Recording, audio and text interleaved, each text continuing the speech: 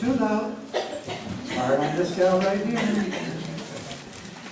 The afternoon sessions, yeah.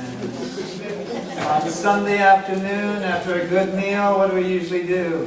Yeah, take a nap. No napping here. No napping allowed. Okay. I was a teacher for a long time, and if I saw somebody sleeping in the back of the room, I had the brushes to erase the blackboard, and I would take it, and I had very good aim. I'd never hit the person, but right beside them, boom, wake them up out of their no sleeping here. We go to a conference almost for a number of years in a row down in Nashville, Tennessee, called the American Association of Christian Counselors. 8,000 people that do what we do, go down there for training and stuff. And we went and we were listening to Larry Crabb in the 1:30 slot. And he started the session by saying, "Dear Lord, now we lay us down to sleep." It's kind of like he knew that he got the winner slot there at 1:30. But we will keep it alive. I don't think anybody will fall asleep. As a matter of fact, I'm going to help you with that with my assistant Jojo. You seem to really like the we are sinking. We got another one for you here. It's talks about emotional and logical, the two different love languages that we were talking. It's a little bit about stereotype of men and women, but it's super funny that we'll overlook that. I don't know, some of you might have seen this before. Is there going to be sound on there, Jojo? We good? Back it up. There you go. You got the sound? Okay. There's all this pressure, you know? And sometimes it feels like it's right up on me. And I can just feel it, like literally feel it in my head. And it's relentless. And I don't know if it's going to stop. I mean, that's the thing that scares me most, that I don't know if it's ever going to stop.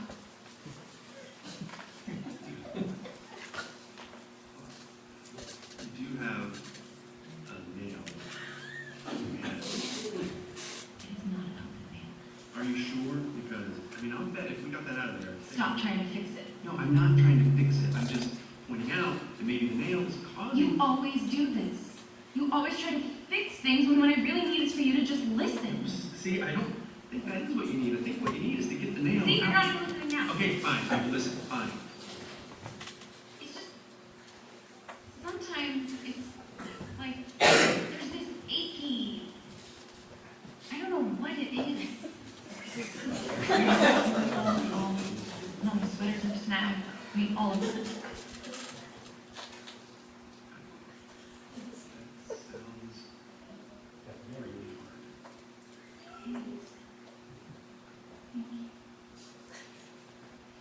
Sounds really hard. If you would just Don't.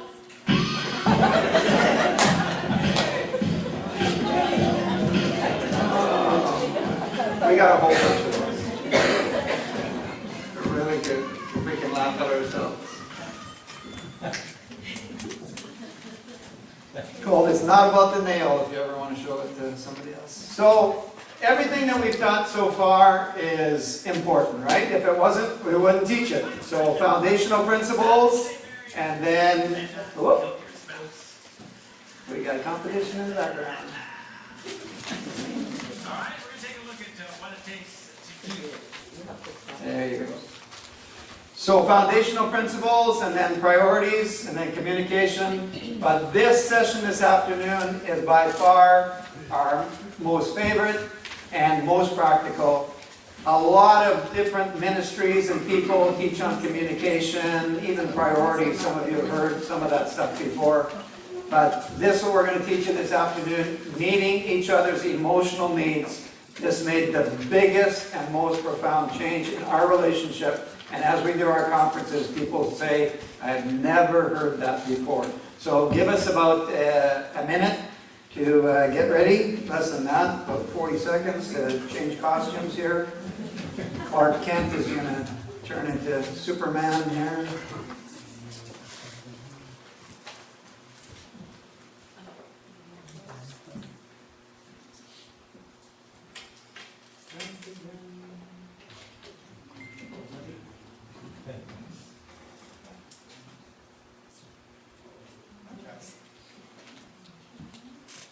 turn me around here.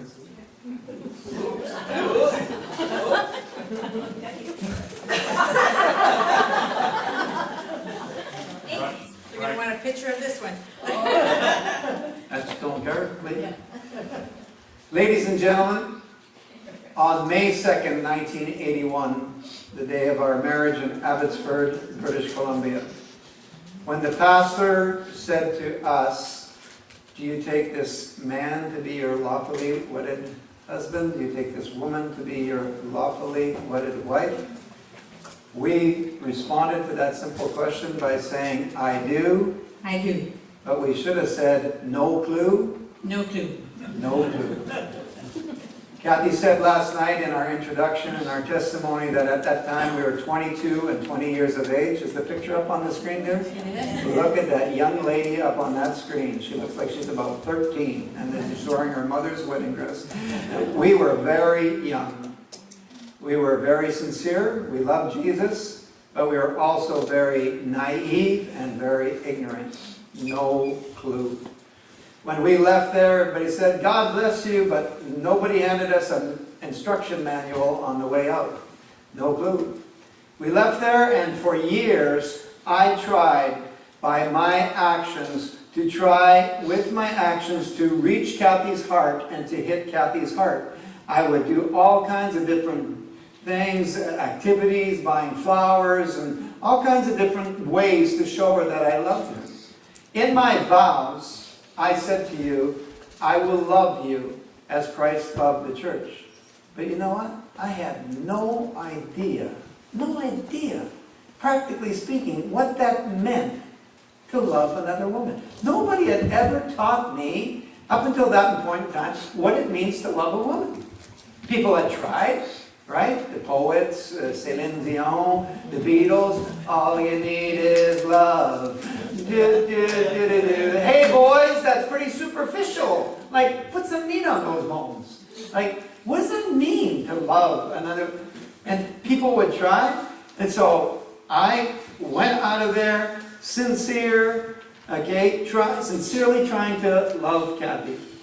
And for the most part, over those 27 years, I probably missed her heart about 80% of the time, at least, with my efforts. On the third day of our counseling, Wednesday morning, Larry Russell, our counselor, said to me, Jerry, do you realize that your life, your lifestyle, your actions, your words, everything that you are, everything that you do, is doing severe violence, severe damage to two of Kathy's most important emotional needs. And those two emotional needs are honesty and openness and financial security. I edged up on my seat and I, as calmly as possible, said to him, you know my wife's emotional needs? How do you know my wife's emotional needs? You just met her the day before yesterday for the first time. And he said, that is correct.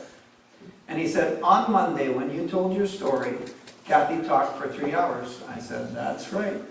He said, as she talked, I listened. And I said, so I don't listen to my wife. And he said, that's correct. And I said, I don't know my wife. And he said, that's correct.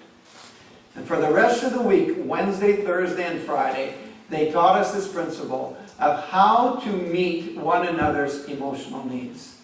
And friends, learning that information, learning that tool, and grasping it and mastering it was the equivalent of a blind man receiving his sight.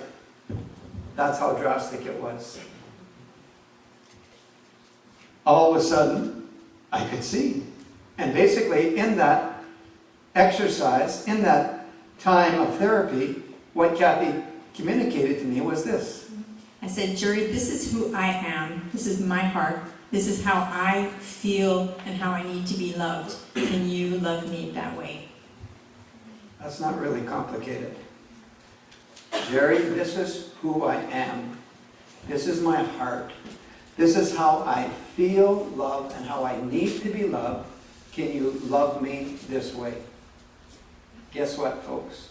With that information, I became the William Tell of husbands. Boom, boom, boom, boom, boom, bullseye! And they kiss her every time. You gotta be kidding me. After years of shooting anywhere and she just tried, but maybe if I shoot enough, I'll eventually hit her heart. Like once in a while. She explains it to me and it's like shooting fish in a barrel. It's like, this is so easy. You know what? When we were in our year of storm, marital storm, I said it this morning, we might be dumb, but we're not stupid, okay? We cried out for help to all kinds of people around us. We knew that we weren't doing well. I was living in the basement, she was living on the main floor. We didn't talk to each other for a month, okay? We know that we're in big trouble. And we would call out to people around. We told the elders in the church. We told other people. We went talked to different counselors in Quebec. And people would come. You know what they would do? They would come to our place for a whole evening. They would listen to Kathy whine and complain about me for an hour and a half. Listen to me whine and complain about Kathy for an hour and a half. Listen to us say, he's the problem, she's the problem, okay, for 3 hours. And then after 3 hours say, okay, let's pray. And then they would say a little prayer, and they would go out the door, and they would leave us bleeding, okay? They put a tiny little Band-Aid on it, and we were bleeding to death. Nobody knew how to help us. Nobody. We learned this principle at Shepherd's Heart Ministry. Said, wow, this is revolutionary. When we came back, guess who we went to see? After we went to see our children, we went to see all those people who came to listen to us and not help us, okay? And he said, hey, Luke, are you meeting Chantel's emotional needs? He said, my wife has emotional needs? Oh, yeah, she does. Hey, Michelle, are you meeting Monique's emotional needs? Emotional needs? What's that? What are you talking about? Nobody knew what we were talking about. This is a concept that is basically unknown in our churches. Some people have made a valiant effort to address it, and some of the books are really good. The 5 Love Languages. Have you heard of the book? Okay, put up your hand if you've heard of it or read it, okay? It's a good attempt. It's a good attempt. We like the book, okay? But it's still too vague. Because often in those books we talk about women's needs and men's needs. And then you fall into that stereotype stuff and that doesn't work. Okay, it doesn't work.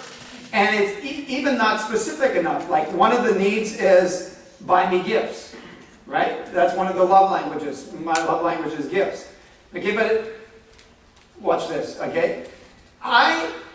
There's only 3 ways to love another person.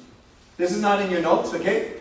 Only 3 ways to love another person. There's not 33, there's not 333, there's not 3,333. There's only 3 ways to love another person. The first way is to follow a general formula, right? You're just going to say, okay, I'll get a big pot, okay, and I'll make a general formula of this is what love is. So you put in there 1 part Bible teaching, 1 part Grandpa and Grandma's example, 1 part Hollywood, 1 part Hallmark, 1 part my personality, 1 part, okay, you put all kinds of stuff in there and then you stir it up and you say, that's what I'm going to follow. And so that's kind of what I did. And I followed that example. I listened to all kinds of different things and try and pull it all in. And then, so in there, what husband on this planet has not been told, nothing says love like flowers, right? Yeah, of course. We've all heard that, okay? And so if we're going to be a good husband, we should buy flowers for our wife. That's what the radio announcements tell us. That's what Valentine's Day tells us. That's what Hallmark tells us. And all kinds of different things. So I listen to that stuff, and every once in a while I would surprise her, okay? It's not Mother's Day. Everybody does it on Mother's Day. Not Valentine's Day, not her birthday, not her wedding. Thursday in the middle of nowhere. Surprise her. So I would make a detour after work and go get a dozen roses. You know what? I don't even know if you know, ladies. $68. $68 for a dozen roses, okay? But hey, she's worth it. Nothing says love like flowers, right? So I make the detour and I go and buy the flowers. And as I take them out of the florist shop. I put them down on the seat of the car. As I'm driving home, I look over at those flowers and I go, you are going to score some major points tonight, buddy. Husband of the year. Like, oh, bring on the voting. Kind of, oh, yeah, you. Okay, then I'm walking up the sidewalk. I put them behind my back to surprise her. Okay, and I walk in the door and, honey, surprise, I love you. And I give her the flowers. And I take the flowers and say politely, thank you. And I take the flowers and I put them on the table.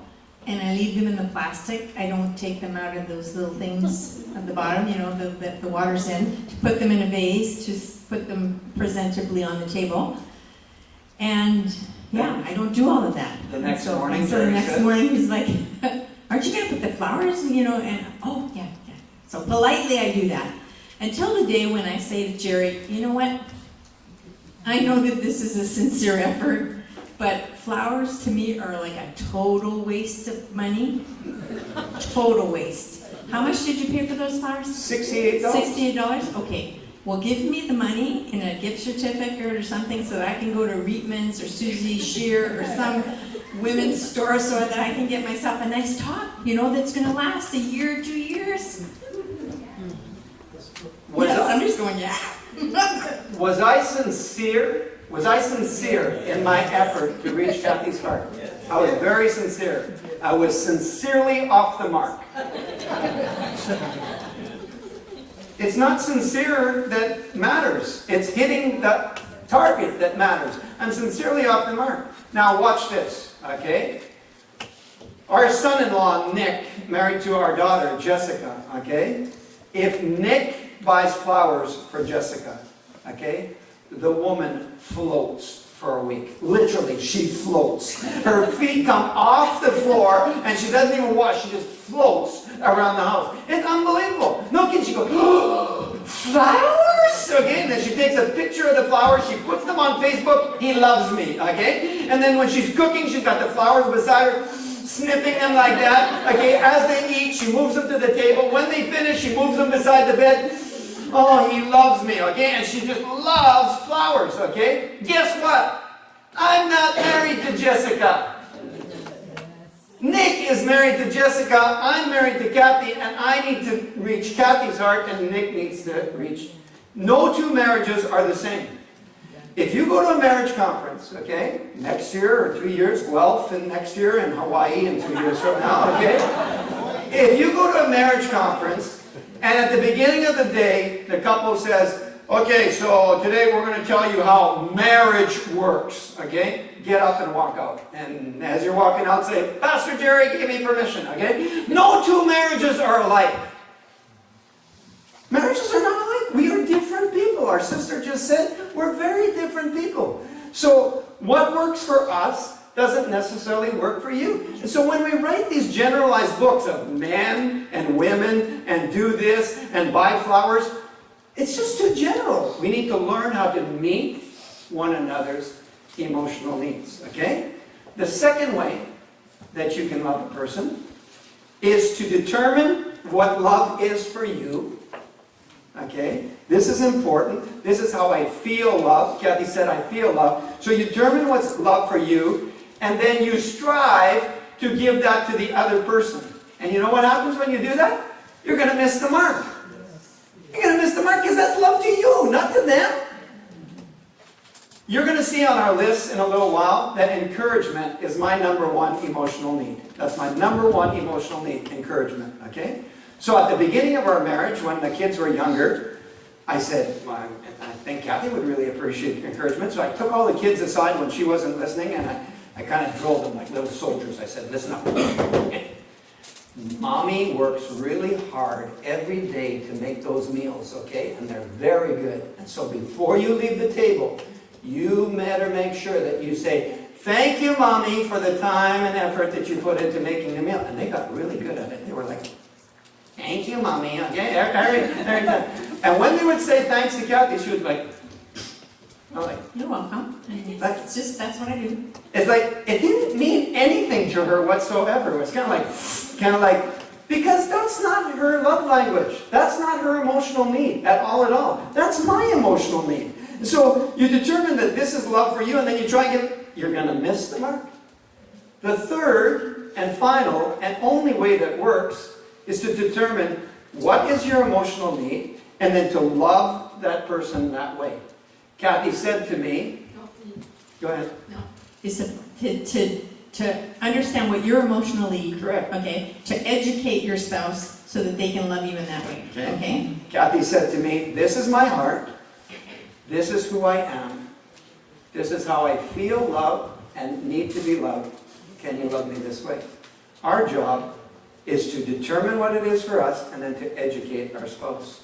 And if we do that, marriages are totally revolutionized, okay? We are going to flesh this out for you this afternoon and the You're rest of going the to know time more together. about us in this next afternoon Then than maybe you you ever care wanted to know, okay? It's TMI, too much information, but we're going to give it to you anyway. We told you last night that everything that we teach you is based on biblical truth, okay? And so before we get into the practical examples, we want to give you the scriptural basis for what we're teaching. Because when you hear this teaching for the first time, in an untrained ear, in an evangelicalized ear, in a Christian ear, and you don't understand it, it can sound very selfish, okay? Kind of like, okay, meet my needs. Doesn't that sound selfish? Okay? There's nothing about this that is selfish. Nothing whatsoever. It's the exact opposite of selfishness, okay? But if you just listen to an example and say, oh, well, Jerry said when he was blindfolded that Kathy has a need for financial security. Like, what's that all about? If you like just take that out of context and don't understand, you could go like, what is her problem? Like, don't you know that the Bible says to store up treasures in heaven and not on earth? Financial security. Shame on you, bad Christian, okay? They got like, no, it's not that at all. It's not that, okay? There's nothing selfish. As a matter of fact, it's based on this principle. Philippians chapter 2, verses 3 and 4. Which says, in humility, value others above yourself, not looking to your own interests, but rather to the interests of the other. Okay? The Apostle Paul is writing to the church in Philippians, and he says to them, I'm going to give you the context. He says, have this same attitude in you that was in Christ Jesus. Okay? Who, being equal with the Father, did not consider that something to brag about or boast about, but emptied himself and became a servant. That's the context, that passage that you know, okay? And right before that, when he says, have this attitude in you, he says, this is the attitude. In humility, value others above yourself, not looking to your own interests, but to the interests of the other. Do you know that? That's a perfect definition of marriage. That's what marriage is, right there. To put the interest of the other ahead of my own interests. That's what marriage is. Do you know what young people, their attitude is as they're going towards marriage today? What's in it for me? What am I going to get out of it? Okay?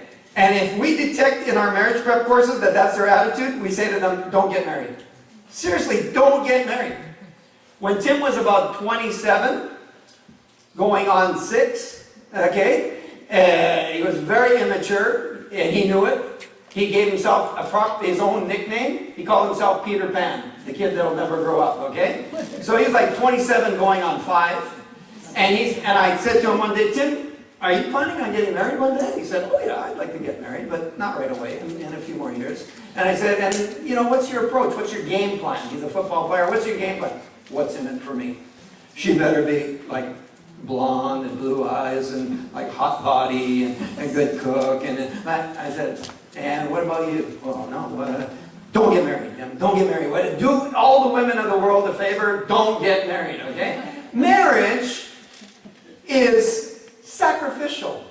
It's putting the interest of the other ahead of your own interest, okay?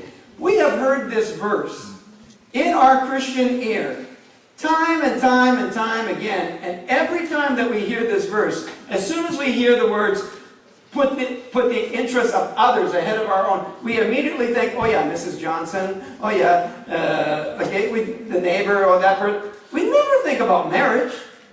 This verse applies to marriage 100 miles an hour more than it applies to any other relationship. It applies first and foremost to marriage.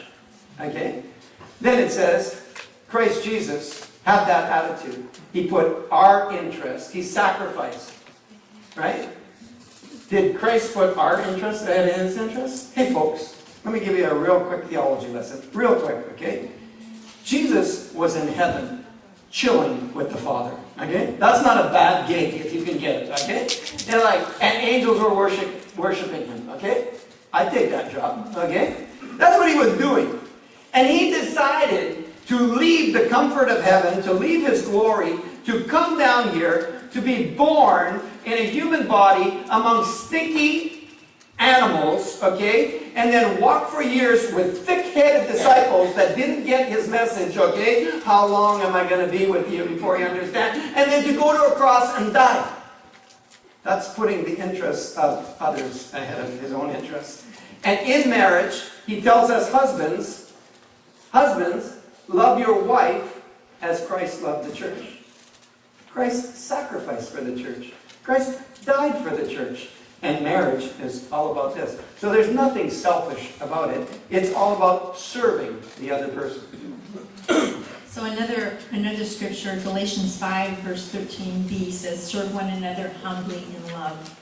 And 1 Corinthians 13, verse 5 says, love is not self-seeking. Ephesians 5:25 says, husbands, love your wives, as Jerry just said, just as Christ loved the church and gave himself out for her. And John chapter 13, verse 35 is one that the Lord gave me after we came back from our therapy, and just gave me that paradigm shift in the sense of when the verse says, by this everyone will know that you are my disciples, by the love that you have for one another. And I was always thinking about that's the love that as Christians have, but what love, basic love, do we have in marriage, or we're supposed to have, that's supposed to reflect that the love that Christ has for us? It needs to start in the home, between a husband and a wife. It has become our prayer, okay, that Canada will be reached, okay, for Jesus Christ through evangelism without opening our mouths. If the world could see Christian husbands and wives so in love with one another, and they look at their relationship and they go, wow, we are a mess, but what you got, I want that. What's your secret? And we say, Jesus is our secret. By this, all people will know that you are my disciples, by your love one for another. Not your love for all your Filipino brothers and sisters at Mississauga Family Baptist Church. That love, yes, but first and foremost, our love for one another. But when the world looks upon Christian marriages, you know what they often see? They're like, Jesus ain't doing anything for you. Why would I need him? Like, our marriage is better than yours. If the world could see our love for one another. I told you that we came back and people were just coming out of the woodwork. All the people in our softball league said, what's up with you? We have never seen a love like this. And we just started sharing and sharing and sharing and sharing. We didn't have enough days in the week to share with all the people that wanted to learn about this. So this is the biblical basis. And there's one last verse. 1 Corinthians 7. Two more. The one in 1 Corinthians 7, verse 33 says, but a married man is concerned about the affairs of this world, how he can please his wife. Verse 34, but the married woman is concerned about the affairs of this world and how she can please her husband. So it's just that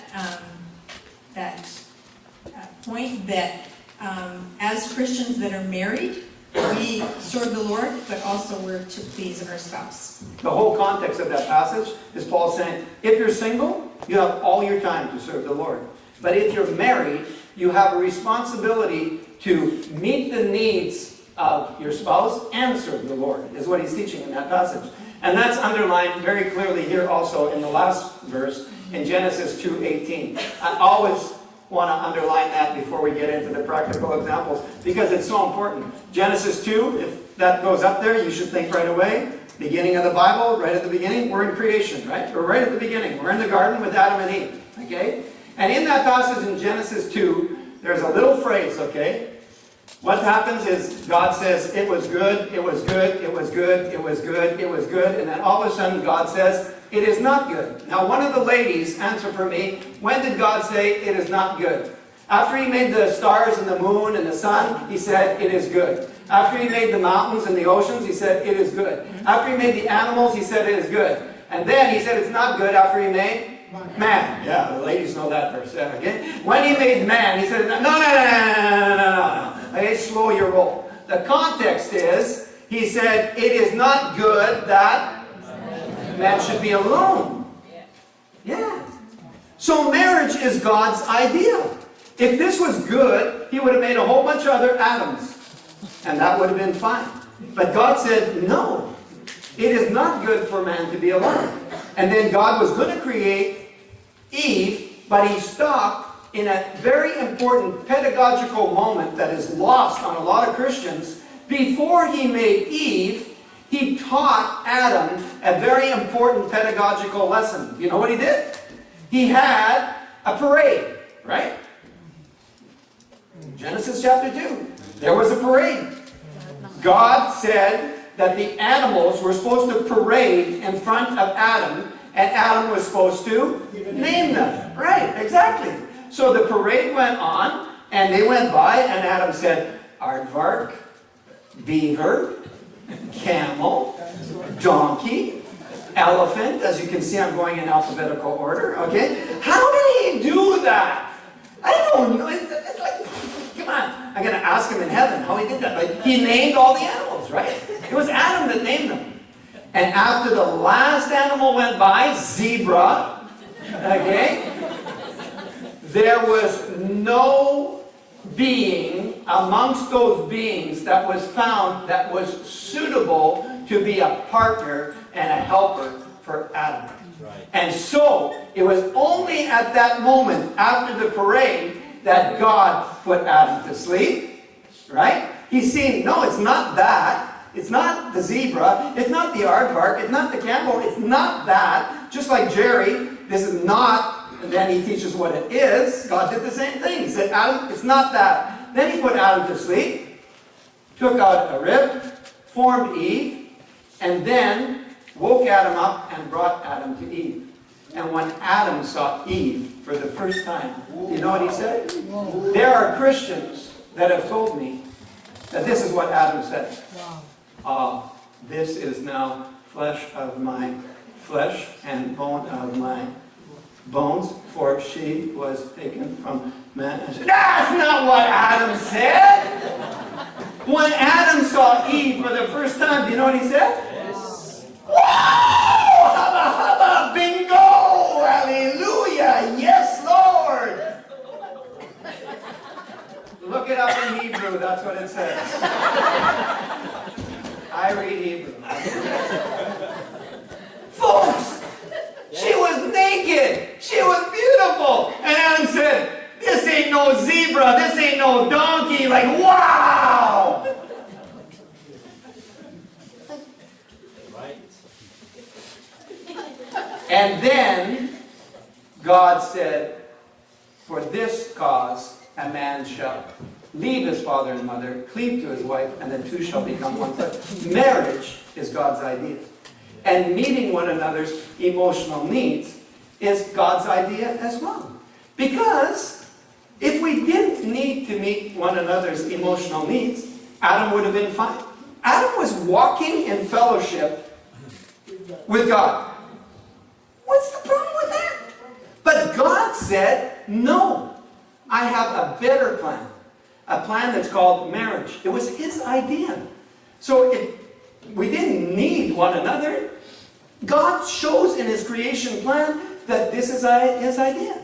I used to say in the conferences a lot of years ago at the very beginning when I was on my roll and really excited, I used to say, God can't meet all of our emotional needs.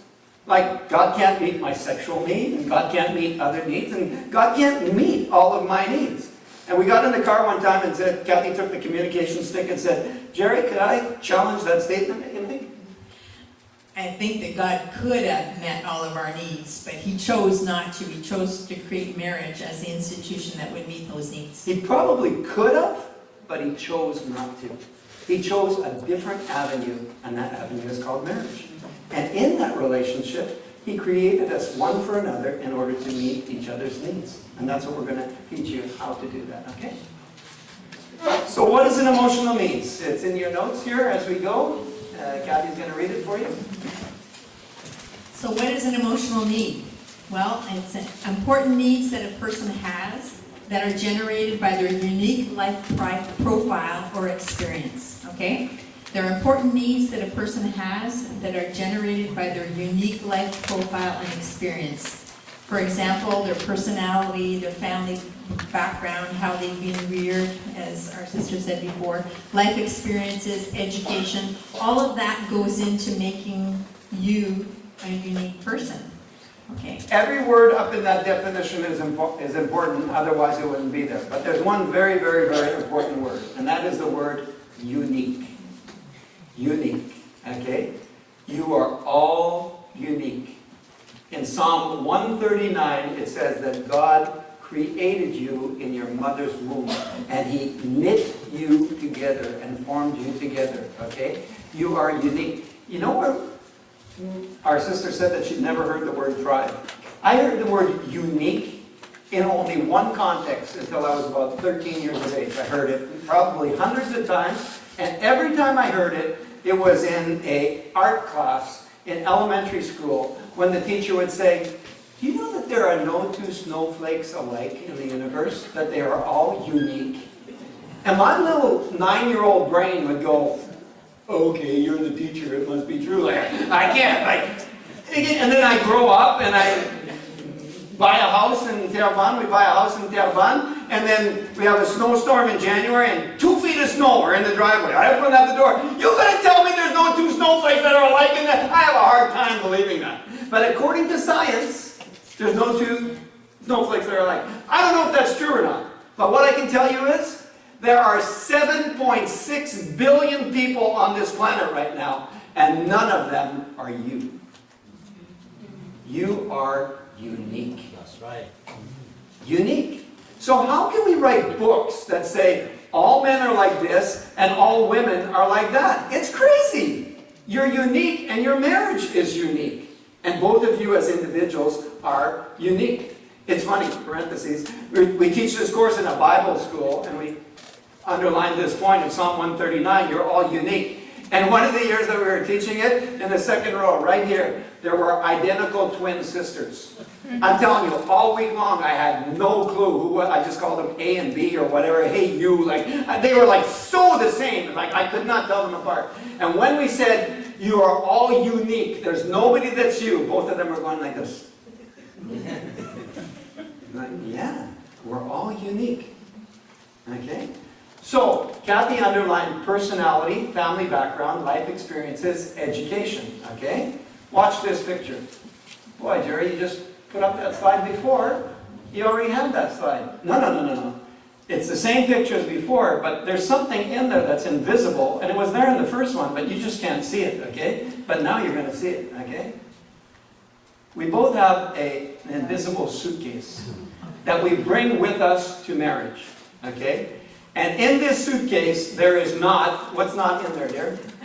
There's no negligees or, clothing for the honeymoon. That's not sexy clothing for the honeymoon that's in that, okay? What's in that suitcase is our background, our personality, our family upbringing, our education. All that is in our suitcase when we come to get married.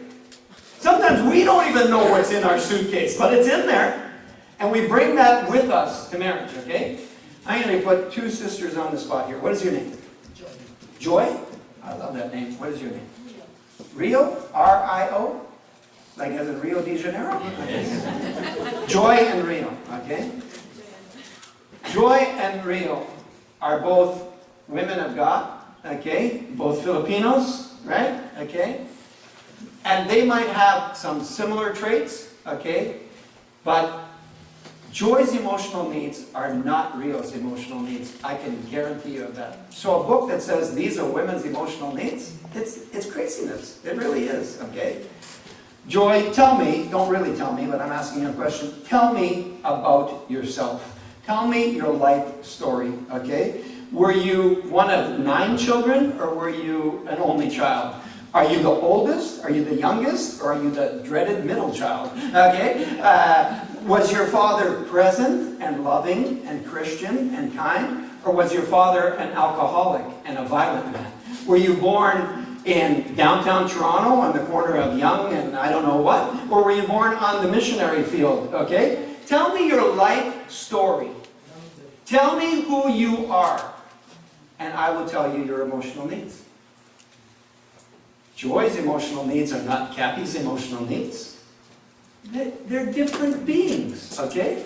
And so, if we come back to our definition here, important needs that every person has, that are generated by their unique life profile and experiences, their personality, family background, life experiences, etc.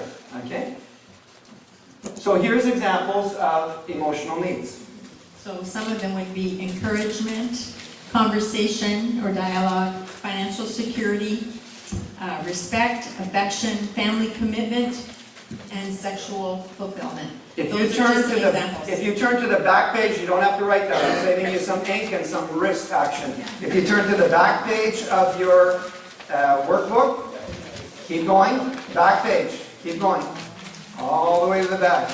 You have a list there of 25 emotional needs. And though that list is not exhaustive, there might be others, but that's a great list to start with, okay? So that gives you some examples of what we're talking about emotional needs, okay? So, here's question number 2. So why is having our emotional needs met so important? Why is that so important? Well, it's because it produces a deep sense of emotional well-being in our soul, enabling us to function in an emotionally healthy manner. It produces contentment, okay? So it produces a deep sense of emotional well-being in our souls, enabling us to function in an emotionally healthy manner. It produces contentment. I'm going to give you a couple of seconds to fill in those blanks, because I know that if you're writing, you're not listening. Thank you. Fellow teacher. It produces a deep sense of emotional well-being in our soul, enabling us to function in an emotionally healthy manner. It produces contentment in us, okay? Pastor Jerry, you said your stuff was going to be practical and simple. KISS, keep it simple, stupid. That looks a lot like university to me. Okay, here we go. We're going to re-give you this definition a second time in one word. One word. You ready? And you are going to remember this word. I can almost guarantee you. How I know that is we've taught this conference all over, and people come up to us 3 years later and they say the word that I'm going to say. We went to New Brunswick, okay, to teach this conference in New Brunswick, and some lady in the back row that I didn't notice was there the whole time, and I said the word, and we say it over and over and over again. And then 1 year later, we went back there I performed a marriage there, and as I was walking along the sidewalk, she was on the other side of the road. She crossed the street, she came up to me, and she said the word. So, okay, the word is, meeting the emotional needs of our spouse is oxygen for their soul. Can we say that together? 1, 2, 3. Oxygen. Again, 1, 2, 3. Oxygen. One last time. 1, 2, 3. Oxygen. It's oxygen for their soul. When we are counseling and couples are sitting on our sofa, one at one end, one at the other end, tears are streaming down their cheeks, inevitably one or both of them is going to say in the evening, I feel like I am dying in this relationship. I feel like I am being choked to death.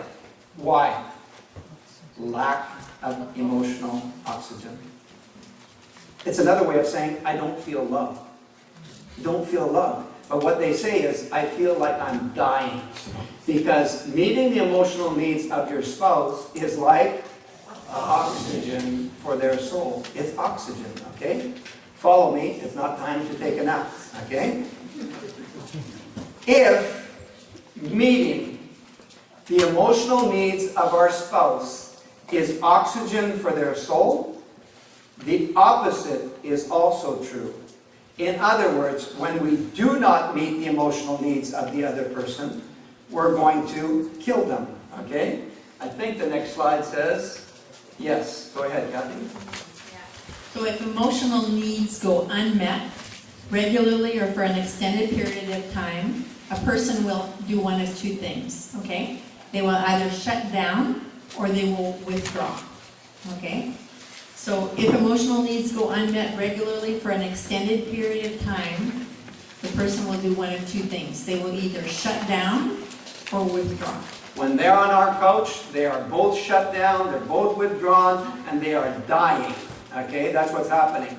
And we don't always do this intentionally or volitionally, but our emotions just lead us to shut down or to withdraw. Okay? So, if meeting the emotional needs of our spouse is oxygen, not meeting them is the opposite. Okay, parentheses. Very important parentheses. I was a phys ed teacher for a lot of years, okay? I'm a jock, I'm an athlete, okay? I am not a doctor, okay? But I think, if I'm not mistaken, that oxygen is pretty important in life, isn't it? You agree with me on that? Yes, exactly, right? We are all taking in oxygen right now and not even thinking about it. But if we were not getting enough oxygen, you would know about it right away, right? We've all been to a hospital, to an old folks home, or even out in public. We were in an airport recently and we saw a lady getting ready for the flight, and she had her little oxygen tank beside her with the oxygen tube that comes up to her nose, because the doctor has determined what? She's not getting enough oxygen, and in order to survive and to thrive and to blossom and to keep functioning in a healthy manner, she needs this flow of oxygen, right? With the tube coming to her. Well, when we do not meet the emotional needs of our spouse, what we are doing is we are basically stepping on their oxygen tube. That's what we're doing. And that's why they're dying.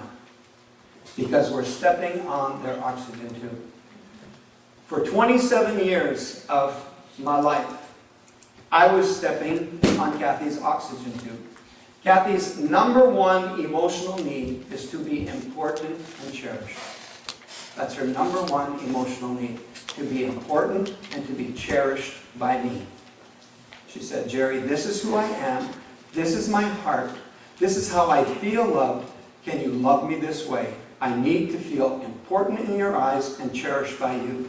Do you know that for 27 years, I served the Lord 24 hours a day, okay? And I communicated to Kathy in many ways that God is important, that the church is important, that the people of the church are important, that the children are important, that the Alouettes are important, that golf is important, that everything is important except for her.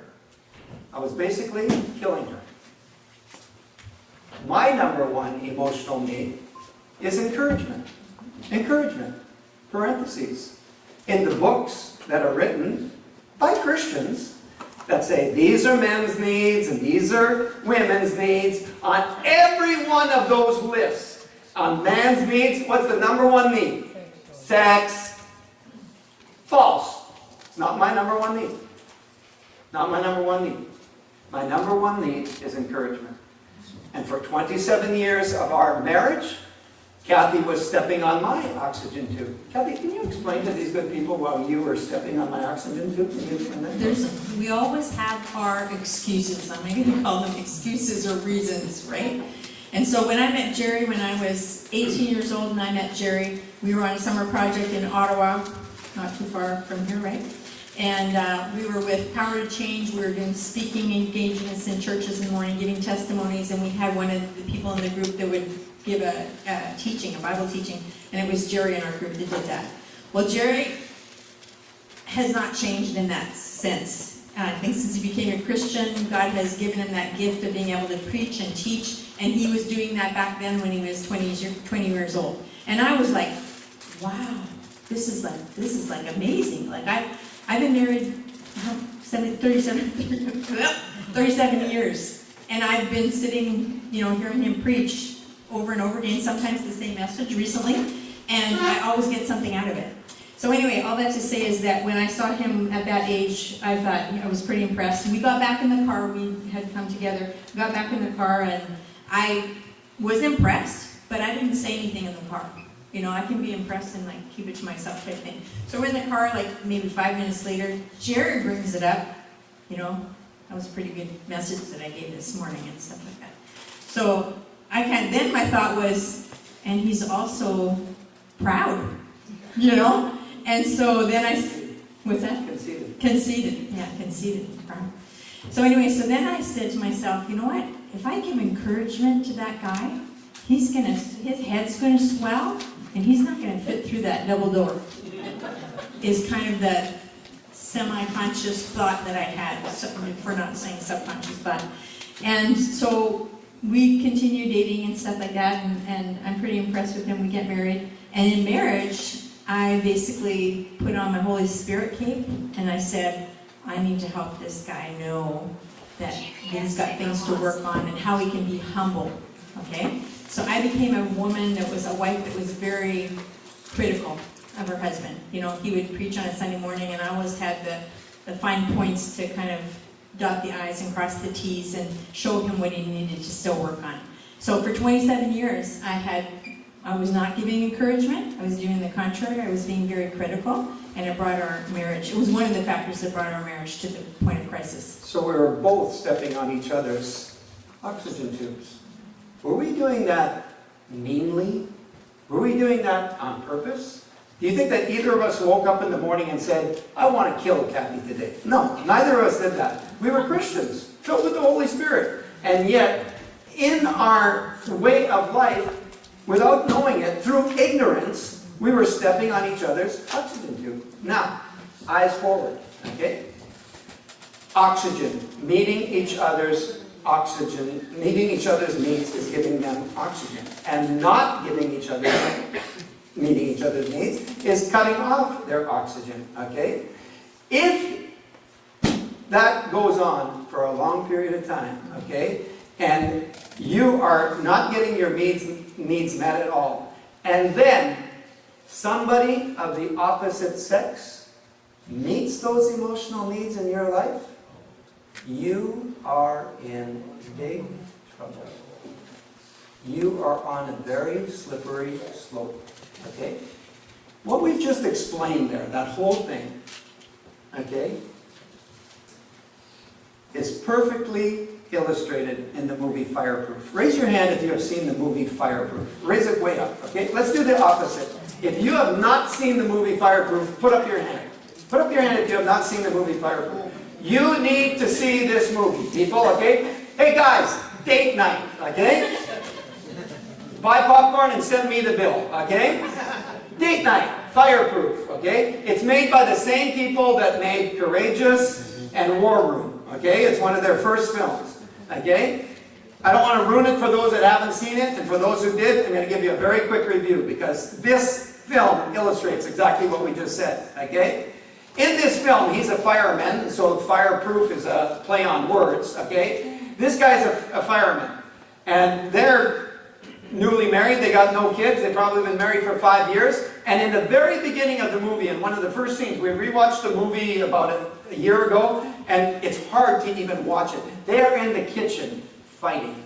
They are screaming at one another. The paint is peeling off the walls, okay? And he's doing most of the screaming, okay? And he's going up one side of her and down the other, and he's saying, you're not a good wife, and you don't do anything for me, and I shouldn't have married you, and I was a fool, and you're this, and he's just tearing her apart. All that while, he's into all his things, okay? Me. He's into his boat, his hunting, his fishing, okay? The boys, his career, his pornography. He's into all of that, okay? And he's saying, you're a terrible wife, and you're this, and you're that. Goes out, and in the very next scene in the movie, she's at work. She is the administrator of one of the largest hospitals in the city. And at noon, she sits down to eat lunch, all by herself, and a guy comes up to the table, and as our daughter Rebecca would say, he's not ugly, okay? And he comes up to the table, And he says, are you by yourself? And she says, yeah. He says, could I eat with you? She says, sure. He sits down. As he sits down, the first words out of his mouth are, I just want you to know that it is a privilege to work in this hospital under your leadership, because you are the absolute best, and it is a joy to work here. Oxygen! Oxygen! At home, she's getting reamed out, yelled at, screamed at, criticized. Oxygen! In the very next scene, she goes home and she takes off her wedding ring. She opens her top drawer, she puts it in the drawer, she closes the drawer, and symbolically she says, my heart is ready to go towards another person. Because it was a Christian film, and because we know that children, when we watching it, they don't end up in the sack having sex, okay? But in the world, that's how it works, people. That's the anatomy of adultery. That's how it happens. When I was a young pastor, I became a pastor at 27 years of age. When I was 29, 30, 31, if I heard about a case of adultery, I'd say, get that guy in my office really quick. I'm going to slap him, okay? I'm going to slap him, okay? Because I thought that adultery was just about sex. But that's all. Adultery is not about sex. It ends up being about sex. It starts off, the anatomy is having your emotional needs not met in marriage, and then they're met by somebody else. Before Love Dies. Now you get the title of the book. Before Love Dies. Before love dies. Before you kill each other. Before you cut off each other's oxygen supplies. The subtitle of the book is Learning How to Meet Each Other's Needs in a Relationship. This book was written by Larry and Lori Russell, the couple that did our counseling. Okay? It is the book on marriage. Okay? We have sold thousands and thousands of copies of this book by just holding it up at a conference. Okay? Guys, I got good news for you. It's not even thick, okay? It's not like one of them. It's only about 200 and something pages. And in here, they talk about emotional needs. They talk about finances. They talk about sex. They talk about children. All of the subjects that couples fight about and get separated over before love dies. Okay? Before love dies. One of you is going to win this in a door prize right after the break, and the rest of you need to buy it, okay? So, Before Love Dies, okay? Before Love Dies. It's $20. $20, yes. Before Love Dies, learn how to meet one another's emotional needs. So, we're going to give you, I want to see the schedule, I want to be very punctual here. What time is our break? 3 o'clock? Very good. We're doing good, honey. We're on a roll. High five. Good job. Okay. So we're now going to give you a real-life, fleshed-out example of a real human being's emotional needs. Okay. This is Kathy's list of emotional needs. Okay. Go ahead, honey. So this is when I said to Jerry, this is my heart. This is who I am. This is how I feel loved. How I need to be loved. Can you love me this way? This is what I said to Jerry. I said, number one, my first emotional need is to be cherished and important. To be number one in your eyes. Number two, actually, in your eyes. Second is honesty and openness. Thirdly is financial security. Fourthly is spiritual leadership. And fifthly is non-sexual affection. And I just want to say that that's not a typo. Non-sexual affection does exist. Not every type of affection needs to lead to a sexual encounter. There is such a thing as non-sexual affection. We will let you take time to write that down.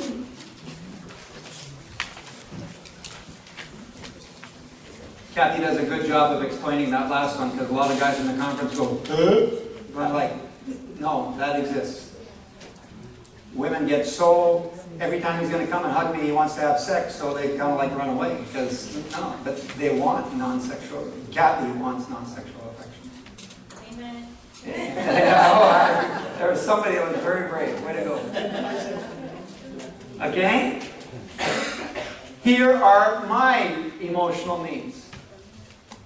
I mean, I have this sheet of both of our needs with all the other points that are gonna come under it. I'll see how many copies I have, but I can leave some for the pastor for him to photocopy to give to everyone. In other words, what's coming up in this you need to write down because it's in your notes. But in the section with all the stuff coming up, you don't need to write that down. We have those sheets for you that we'll give you. Okay? So these are my 5 emotional needs. So Jerry's emotional needs, as he told you, the first one is encouragement and affirmation. Sexual fulfillment. 3rd, recreational companionship. 4th, conversation or dialogue. And 5th, an attractive spouse. Okay? So those are my 5 emotional needs. Kathy, this is who I am. This is my heart. This is how I feel loved. Can you love me this way? Okay? Now, a couple of interesting things about those lists. You see that they are not like typically stereotypical male and female. Conversation and dialogue is on whose list? In all the generic books, that's a female trait, right? Who's the talker in our relationship? Yeah, Jerry boy. Yeah. My mom, they called me Gerald McBoing Boing when I was a young kid, apparently, because I bounced off the walls. I was like 3 years old. I knew all my colors, all my numbers, all this and that. I memorized hockey players and their jerseys, and I talked nonstop. And at 3 years of old, she begged the nuns at the Catholic Church, please take him into kindergarten because he's driving me crazy. Apparently, I talked all the time. 56 years later, I'm still talking, okay? And it's a need for us. Well, there's a lot of books today that would say, well, if you really dig inside of yourself, Jerry, you're probably a female. You should have a sex change. Go and get a pair of breasts. It's like, no! No! I am a male created by God, made, Psalm 139, by God. It's okay. Parentheses. There was a gal that came to us, and we said, so a couple that came to us and said, what seems to be the problem in your relationship? And she said, I'm the problem. We went 0.001, okay? This is the exception to the 99.99%. We started the session, we said, what's the problem? And she said, I'm the problem. That never Neither of us happens. knew what to do. We were like, and we said, how are you the problem? And she said, well, you see, I have a higher libido and sexual drive than he does. And all the Christian books tell me that that's weird and that I'm perverted and that there's something wrong with me. And I said, no, sister, God made you like that. That's okay. There's no problem there. She was weeping. She said, nobody has ever told me that before. He told me that I'm like not normal or that I'm a sex pervert. No, it's okay. We have to be very careful in churches today and with the young people that are growing up, okay, to be very careful in not putting people into boxes. We can screw people up, sorry for my language, okay, but we can really mess people up. We were teaching on this in the West Island in Montreal, and during the break coming up right here, we had just taught about all this gender stuff. There was a lady, okay, I'm going to exaggerate it just a little bit, okay? Kathy says I exaggerated, but it's kind of like a cartoon, Bugs Bunny. This is how it appeared to me. Kathy was walking down the hall ahead of me, and a lady said, can we talk? And Kathy said, yeah, okay. And she said, good. And she looked around, there was a janitor's closet, and she opened it, and she grabbed Kathy and threw her in the janitor's closet and put on her cell phone for a light. And I was like, wow, that was like, anyhow. Well, the reason for that was because what she was going to be talking about was something, I guess, that had brought a lot of shame to her life. And that was that she was a woman who was very masculine-esque, I guess. She liked Tomboyish. Tomboyish, yeah, that's a good term. She had liked playing sports and throwing football, and she was probably better than a lot of guys at throwing football and stuff like that. So she had this kind of image. She didn't fit the stereotypical feminine woman, okay? And so she concluded that I don't fit that stereotype. There's something wrong with me. And so for many years she lived the lesbian lifestyle. And I don't know if you're familiar, but sometimes in lesbian homosexual couples, there's always one that's more of a masculine figure and the one more feminine, whether it's homosexuals or lesbians. And she was more like the masculine one in that couple. And she said, and it took me coming to the Lord, one, and realizing that God had created me, that I was I was unique in his eyes. And because I had these characteristics, it didn't mean that I was any less of a woman. You know? She was just crying and she said, please, please, please go into the churches and teach this to people, to not put people in boxes. To not Because stereotype. to just allow us to be ourselves. You are unique, okay? So, I'm going to backtrack here for a second, okay? Kathy's needs are here in beautiful pink, feminine pink, okay? Cherished, honesty and openness, financial security, spiritual leadership, non-sexual affection. Jerry's needs are here: encouragement, sexual fulfillment, recreational companionship, conversation and dialogue, attractive spouse. When you see those needs listed so neatly up on that screen in front of you, 1, 2, 3, 4, 5, 1, 2, 3, 4, 5, color coordinated and nicely packaged, there should be a question that is burning inside each one of your hearts, each one of your minds, and dying to come out of your mouth. What is the question? Come on, somebody. What? Somebody said it. What? What are my emotional needs? Like, how do they determine that? Like, are they handing that out at lists of Costco at the end of the checkout? Like, where did you get that from? Like, did you find that on the bottom of a Cracker Jack box as a prize? Like, how do we get that, okay? And like, the question when you see that is, well, okay, well, what are my needs, right? Now, you know what? There's an even better question. We have been doing this conference for 6 years. We're probably on conference number 77. And at every conference, somebody says, well, what are my emotional needs? And so I get used to it, okay? And we're in Whistler, BC.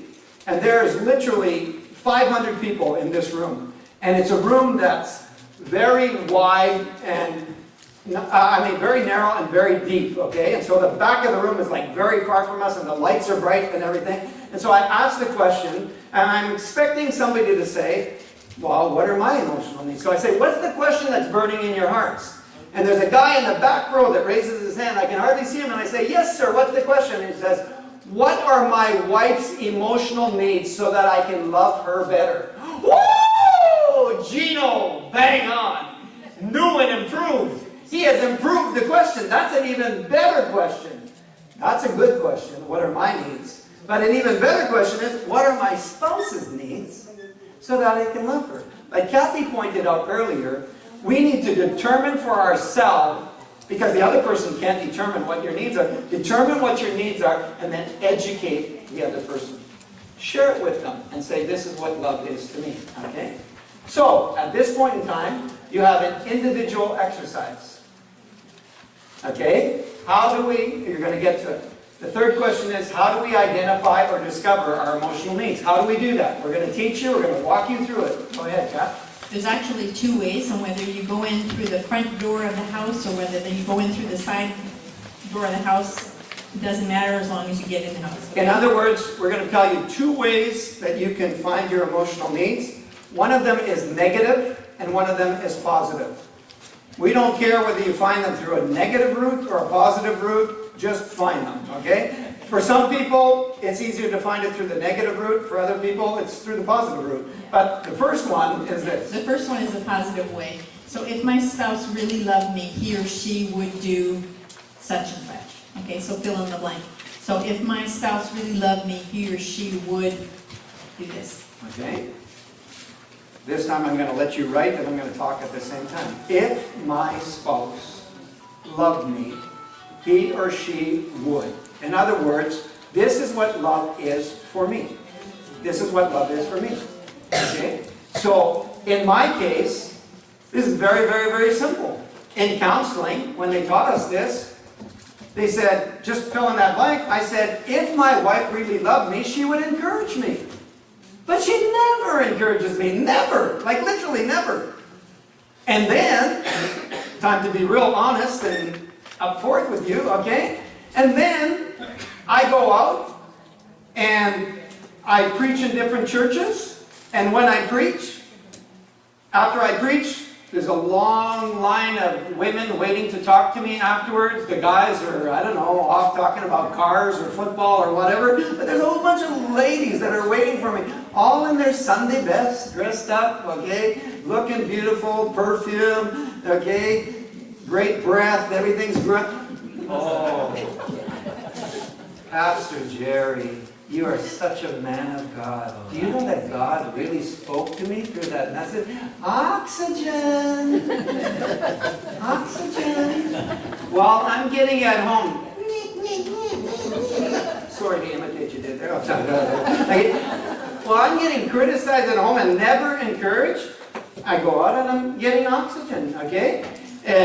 I go to Umpa Lady softball game. I walk out of the car. I'm not even at the field yet. And the lady said, "Oh, it's you again? We're so glad to have you. You're so kind and you teach us little things and you pick up the bat for us. You're the best." It's like, oxygen, okay?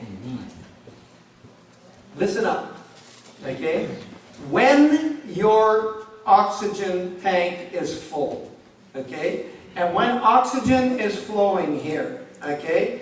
And then somebody gives you a compliment, all that is a compliment. That's all. Okay? Because during the next break, the ladies generally all run away from me. Nobody wants to come to me and say, "Hey, this was very good and very practical," okay? Okay? But the oxygen is flowing here, ladies, okay? We're good, okay?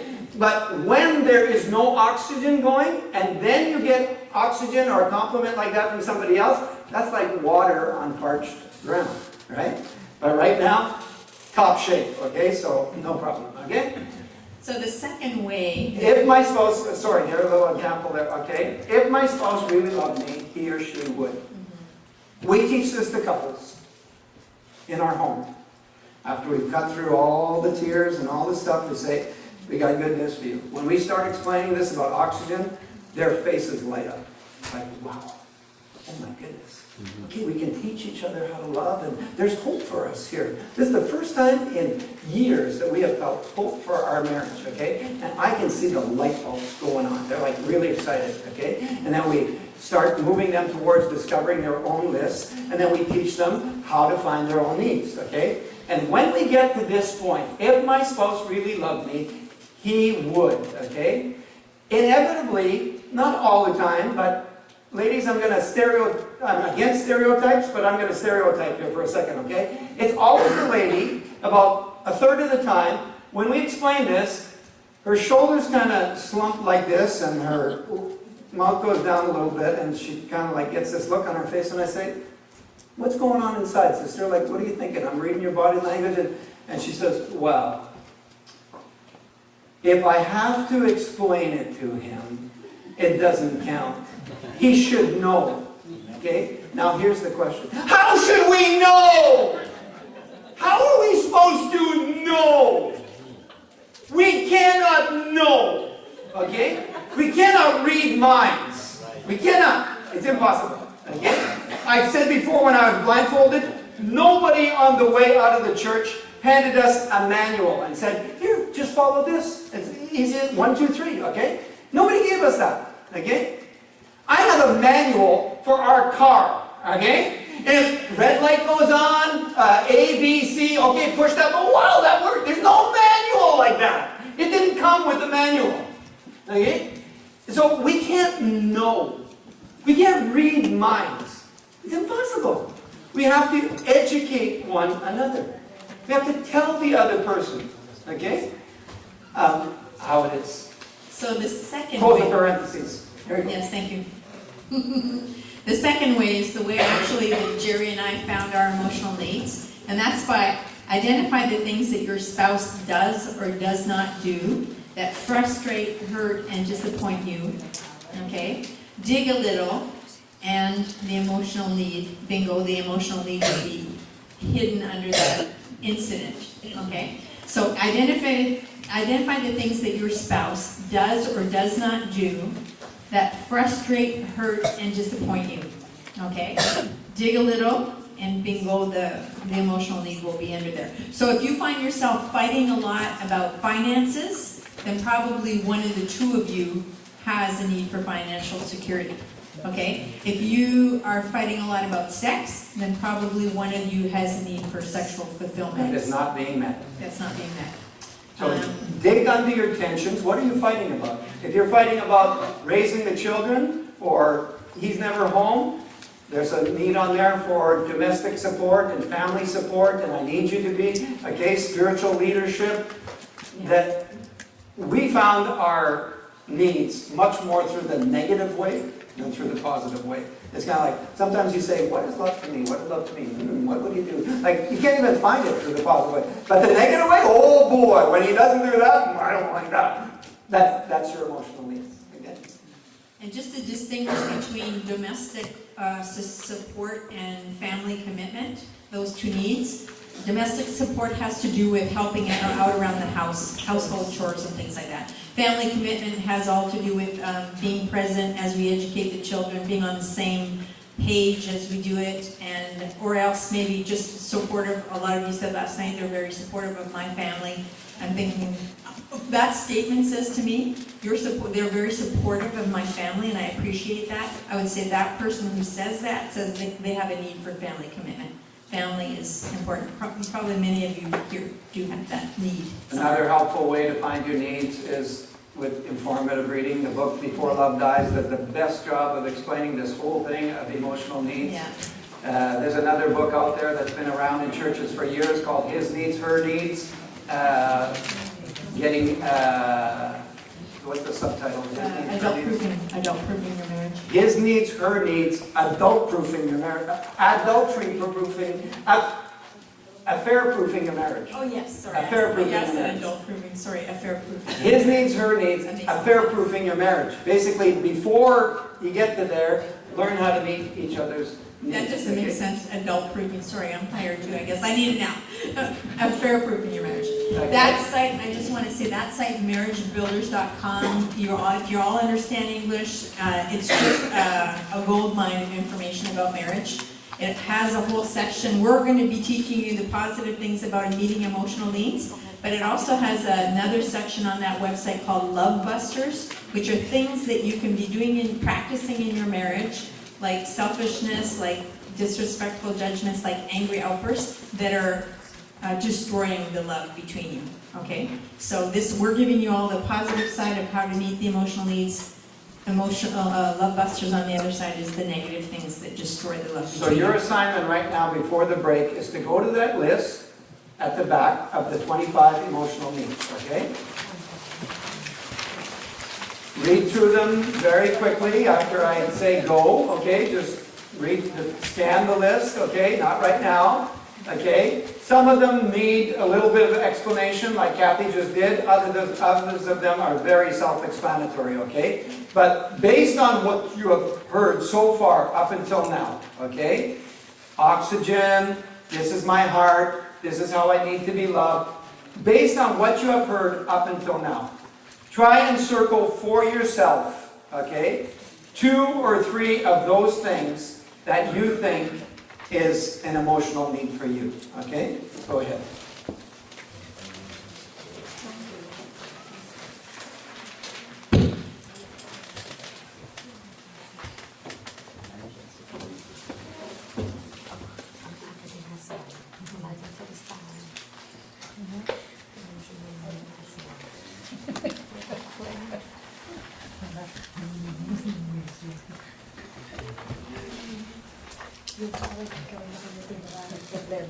Do we need to have 5 also, or 10? Or If you can get 5, that's great. A lot of people, when they hear it for the first time, if they can get to 2 or 3, that's great. But if you can get to 5, that's wonderful. Thank you for the question. It was excellent. No more. At one of our conferences in Mont-Tremblant, a lady came up to us during the break and said, Mr. Kramer, I circled 22 of those needs. I said, that conference will be in a month from now, okay? That's a different conference. Not even Jesus could meet 22 needs, okay?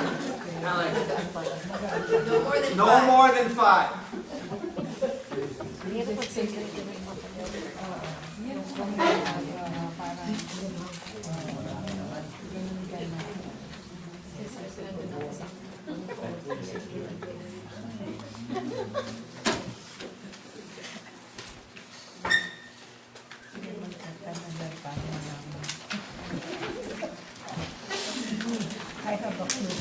Okay, so if you have done 2 or 3, then now what you want to do is number them in order.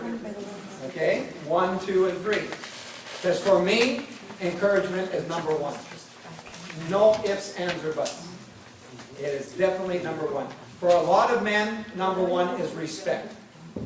Not for all men, but for a lot of men. But just write down what is number one.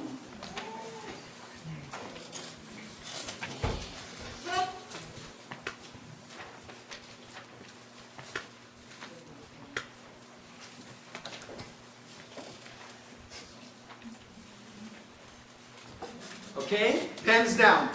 Eyes forward. Okay? One of the sisters. Don't be shy. The question is very simple. Is there one of the sisters here that circled important and cherished, being important and cherished, and numbered it as number one? If you did, raise your hand, please. If somebody did that. Right here? What is your name? 41. Oh, Angie. 40 and 41. Angie. So Angie has identified as her number one emotional need as being cherished and important. She said that's number one. Okay? That is also Kathy's number one emotional need. Okay? Now listen to this, folks. What that looks like for Angie is going to be completely different of what it looks like for Kathy. Because you are different. So just to identify the need is not enough. After the break, we are going to explain to you how to write action points, 3 or 4 action points, very practical steps of action to educate your spouse and tell them, this is what I mean. This is what I mean by cherished and important. To help him to hit the target. To say, this is what love to me. You're going to write action points under that. Because those action points are going to be complete. It might say, buy me flowers twice a month or once a month. Okay? That would never be on Kathy's list. Okay? So what it looks like is going to be completely different. Okay? So that's what we're going to do after the break. Now before that, we are ahead of schedule, people. Yeah. Okay? Yes. When have you ever been to a Christian conference when they've been ahead of schedule? Okay? Before that, somebody's going to win a copy of this book and a door prize. You didn't even expect a door prize today. It's door prize time. Everybody loves door prize, okay? And everybody's eligible to win it, okay? There's no hat, there's no draw, but somebody's going to win this by God's divine providence and sovereignty, okay? In a random way, okay? And if you've already bought a copy of this, because some of you bought it at lunchtime, we'll refund your money, or you can give it as a gift to somebody else if that's your choosing, okay? So everybody's eligible because when we first started out, we realized that, hey, that was kind of like sucks. Not everybody could have won that thing because we used to give it to the couple that was married the longest as a kind of like congratulations to them. So we were doing that at one place, Thetford Mines, I think, in Quebec, at a Valentine's Day banquet. And I said, so who's the couple that's married the longest? And a guy about our age put up his hand, and I said, yeah, and he said, 72 years. And I said, what? 72 years? He said, yeah, 36 for me and 36 for her. It doesn't work that way. But it's no longer the longest, because I think you would win it, wouldn't you? Aren't you the longest married couple? Aren't you the senior citizens here? Oh, over here. Oh, yeah? 47. And? Woo! Good job, okay? That's not it, okay? So we're going to eliminate some people really quickly, and we're going to have other people in the race, okay? All those of you who are married in April or May, you are still in the race, okay?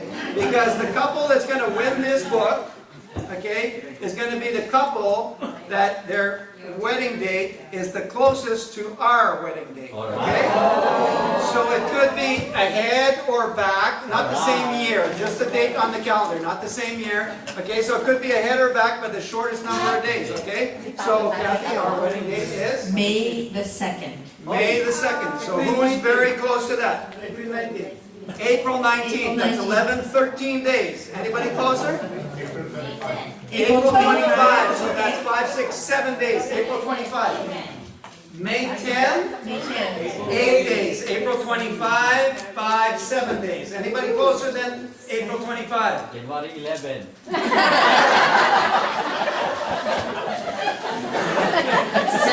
We want to make sure that we're doing this right.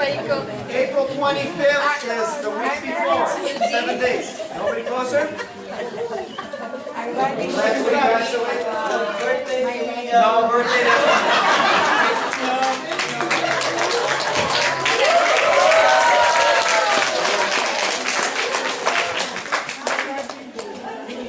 And as I said, somebody saying to their, I told you May 2nd would have been a good day. So, as I said before, the rest of you can buy the book during the break, okay? No, whatever. So, we're ahead of schedule. Yeah. Is there anybody that has a question right now? It's not written down or put in the basket. Only about the emotional needs section, what we've taught since lunchtime. Yeah? Oh, wow. Good High five. question. Super. Kathy, what? Yeah, I would say that the emotional needs in and of themselves do not change. What changes is the action points underneath. So I will always need to be important and cherished, but as I get older, what that looks like would change, possibly. Let's talk bottom line shop here, okay? The action points change as kids grow up, leave the home, okay? In my sub-points for sexual fulfillment, after therapy, it said, let's make love once or twice a week, okay? It now says once or twice every 3 weeks, okay? Because I'm not smoking, so that's the emotional needs. The action points change, but not. Once or twice a year.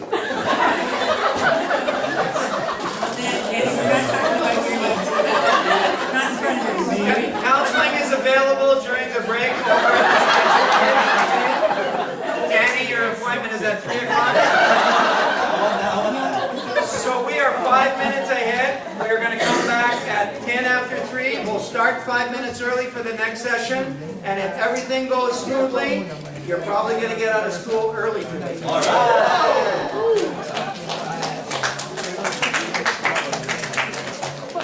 Let's take a break.